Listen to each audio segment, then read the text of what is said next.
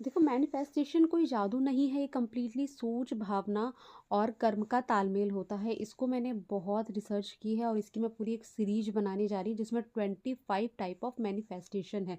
सबसे पहले मैं उसकी डेफिनेशन आपको बता देती हूँ। जब हम मन में लगातार किसी ड्रीम या किसी चीज़ के बारे में सोचते रहते हैं और उसी के अकॉर्डिंग काम करते हैं, उसको महसूस करते हैं, तो वो चीज़ क्या होती है, धीरे धीरे हमारी ज़िंदगी में हकीकत बन के सामने आ रही होती है।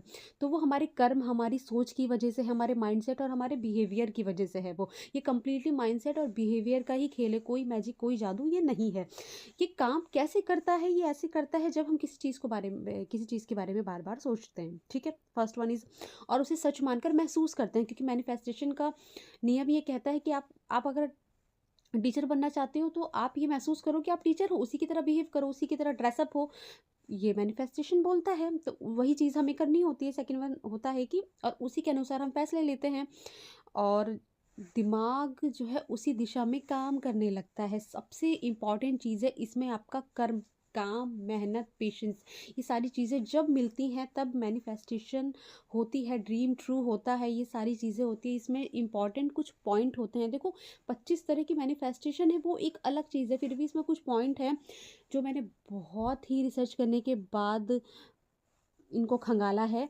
वो है सोच, भावना, विश्वास, इरादा, विजुअलाइजेशन, शब्द जिसको अफर्मेशन भी बोलते हैं, हमारा कर्म, धैर्य और निरंतरता। किसी चीज़ को कंटिन्यू करते रहना, अच्छा वक्त है, बुरा वक्त है, हमें हर हाल में उस चीज़ पे चलते रहना है।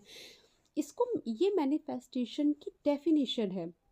इसकी 25 काइंड ऑफ मैनिफेस्टेशन मैं अगली अगली वीडियो में एक एक पार्ट करके सारी चीज़ें बनाऊंगी। और बीइंग अ मुस्लिम गर्ल, इस्लाम कहाँ इजाज़त देता है, कहाँ नहीं देता है, हमें करना चाहिए नहीं वीडियो में मैं ज़रूर बताऊंगी कि इस्लाम इसकी इजाज़त देता है या नहीं देता है। अगर जब तक मैं जहाँ तक मैंने इसकी डेफिनेशन पढ़ी है, समझी है, तो अभी तक तो मुझे ऐसा इसमें कोई भी शिर्क या कुफ्र जैसी कोई चीज़ नहीं लगी है। सोचना, इरादा करना, मांगना ऊपर वाले से, क्योंकि देखो, कौन हो, क्या हो, किस मज़हब के मैटर नहीं करता। हमें बस एक ही चीज़ ध्यान में रखनी चाहिए कि वो ही देने वाला है, वो ही देता है।